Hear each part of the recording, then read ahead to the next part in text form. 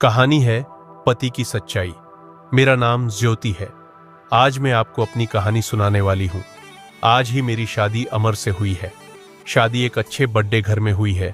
पैसों की कोई कमी नहीं थी। मैं और मेरे पिता अपने आप को बड़े खुशकिस्मत मानते थे कि हमें ऐसा घर मिला है।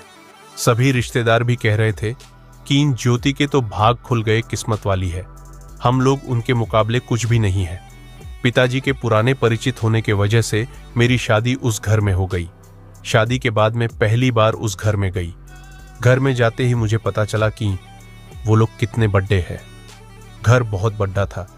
पहली बार था जब उनका घर मैंने देखा था। सब कुछ बहुत अच्छा था। सुहागरात का समय आ गया, लेकिन उसके पहले मेरी सास और ननंद मुझे अकेले में ले गई। मेरे समझ नहीं आया। मुझे लगा कुछ बात करना होगी। उनके चेहरे उतरे हुए और डरे हुए थे, जैसे कि कोई बात वो मुझसे करना चाहते हो। मैंने उन्हें पूछा, क्या हुआ, आप दोनों इतने डरे हुए क्यों हो? मेरी सास बोली, बेटा हम तुम्हें कुछ बताना चाहते हैं, लेकिन तुम यह सुनकर हिम्मत रखना। साथ ही मेरी ननंद भी बोली कि अब हम जो तुम्हें बताने वाले हैं वो बात हम तीनों के बीच में ही रखना।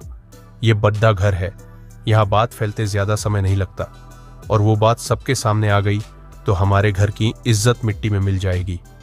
अब तुम इस घर की बहू और तुम्हें इस घर का मान रखना होगा।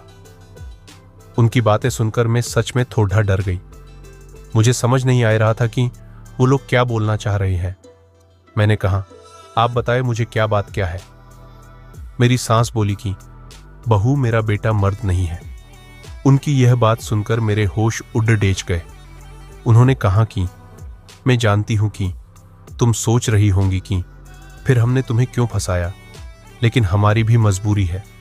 हम ये बात ऐसे बता नहीं सकते थे, वरना सभी को पता चल जाएगी। मेरा बेटा रात में अक्सर बाथरूम में ही रहता है। पता नहीं वहां क्या करता। जब भी उसे पूछो तो यही कहता है कि उसका पेट खराब है। कमरे में जाने के पहले अपने पति के लिए ये बातें सुनकर मुझे समझ नहीं आ रहा था कि मैं क्या करूं।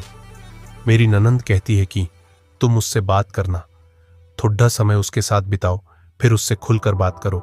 अगर कुछ हो सकता है तो हम जरूर करेंगे। हम तुम्हारे साथ हैं, तुम्हें अकेला नहीं छोड़ेंगे। सुहागरात वाली रात ये सब सुनकर मैं अपने कमरे में जा रही थी। मुझे अब डर लगने लगा था। मैं कमरे में यही सब सोच रही थी कि मेरे पति अमर कमरे में आए।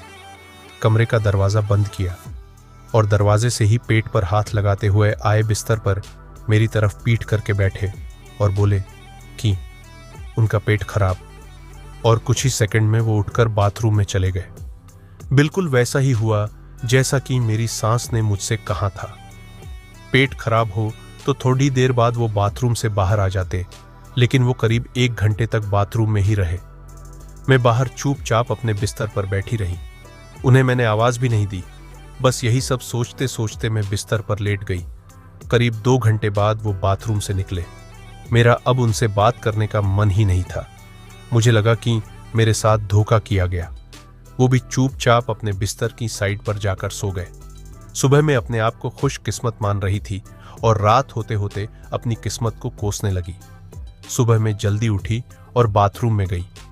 बाथरूम में जैसे ही गई मेरे होश उड़ डीएच गए, क्योंकि बाथरूम में एक नई नाइटी थी, साथ ही मेकअप का सामान। यह सब क्या था मुझे समझ नहीं आ रहा था। एक ऐसे इंसान से मेरी शादी क्यों करवा दी? सुबह मेरी सास और ननंद ने मुझसे पूछा, क्या हुआ बेटी रात में? मैंने कहा, वही जो आपने बताया था। यह कहकर मैं रोने लगी। मेरी ननंद ने कहा, माँ मैं कह रही थी ऐसे किसी लड़की की जिंदगी खराब मत करो, लेकिन तुम सभी ने मेरी बात नहीं मानी। अब ये क्या, ऐसे ही घुट घुट कर यहाँ रहेगी? मेरी सास बोली कि बेटा तू जो भी फैसला लेंगी हम तेरे साथ हैं, लेकिन तुझे यह वचन देना होगा कि यह राज तेरे मुंह से नहीं निकलेगा। अगली रात फिर वो कमरे में आए। मुझे अब उनकी तरफ देखने का भी मन नहीं हो रहा था। मैं चुपचाप अपना बिस्तर करके अपनी साइड पर सो गई, क्योंकि अब बात करने को रखा क्या था। उन्होंने भी अभी तक कुछ बात नहीं की। उसकी वजह भी मैं जानती थी। थोड़ी देर वो बिस्तर पर बैठे रहे और फिर उठकर वो बाथरूम में चले गए। मैं समझ गई थी कि वो क्या करने गए हैं। थोड़ी देर बाद बाथरूम से चीजें गिरने की आवाज आने लगी। कुछ टूटने की। थोड़ी देर बाद आवाज रुकी और इस बार वो जल्दी ही बाथरूम से बाहर आ गए। आकर बिस्तर पर सो गए। हमारे बीच कोई बात नहीं हो रही थी। मैं तो ये सोच रही थी कि मैं क्या करूं। यही सब सोचते सोचते नींद आ गई। सुबह जल्दी उठी और फिर मैं बाथरूम में गई। लेकिन इस बार बाथरूम में जब गई तो सब कुछ बिखरा हुआ था। नई नाइटी को फाड़ दिया था, मेकअप का सामान बिखरा हुआ था। बाथरूम में कचरे में एक कागज भी था जिस पर लिखा था टू माई ब्यूटीफुल वाइफ। मेरे मन में अब शक आया कि ये सामान और कपड़े कहीं मेरे लिए तो इन्होंने नहीं रखे। लेकिन फिर मैंने सोचा कि मेरी सास और ननंद मुझसे झूठ क्यों बोलेगी। अभी मैंने उनसे कुछ बात नहीं की। सुबह मेरी सास और ननंद फिर मुझसे सहानुभूति जता रही थी। मुझे उनकी बातों से लगा कि वो चाहती है कि मैं अमर को छोड़ कर इस घर से चली जाऊं। मुझे अब मेरी सास और ननंद पर शक हुआ। मैंने घर की पुरानी नौकरानी से बात की। मैंने बातों बातों उससे पूछा कि अमर कैसे है। वो बोले कि वो तो बहुत सीधे है। उनकी माँ और बहन तो चाहती थी कि उनकी शादी उनके बहन के पति के रिश्तेदार से हो।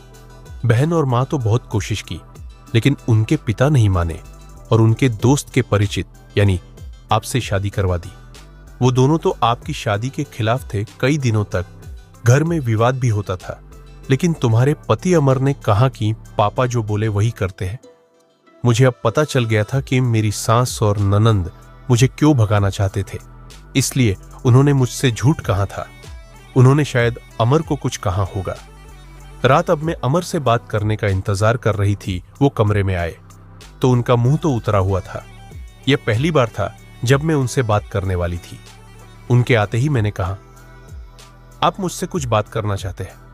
वो बोले, अब बात करने को रखा क्या है। पापा का विश्वास था कि वो घर अच्छा है, इसलिए मैंने माँ और बहन की ना सुनकर तुमसे शादी की और तुमने सच छिपाया।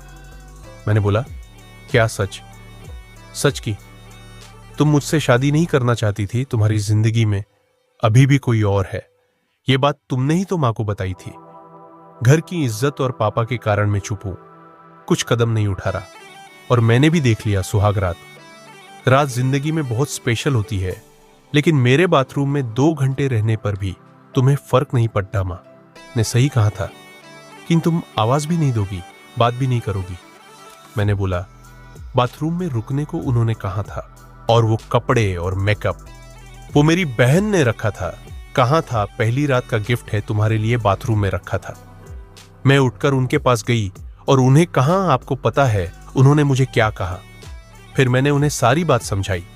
कहा कि वो चाहते थे हम दोनों में गलतफहमी हो और हम अलग हो जाए, ताकि वो जो चाहते हैं वो पूरा हो जाए। उन्हें गुस्सा आया, लेकिन मैंने कहा नहीं, अब हम इस बात को यही खत्म करेंगे और किसी को कुछ नहीं कहेंगे।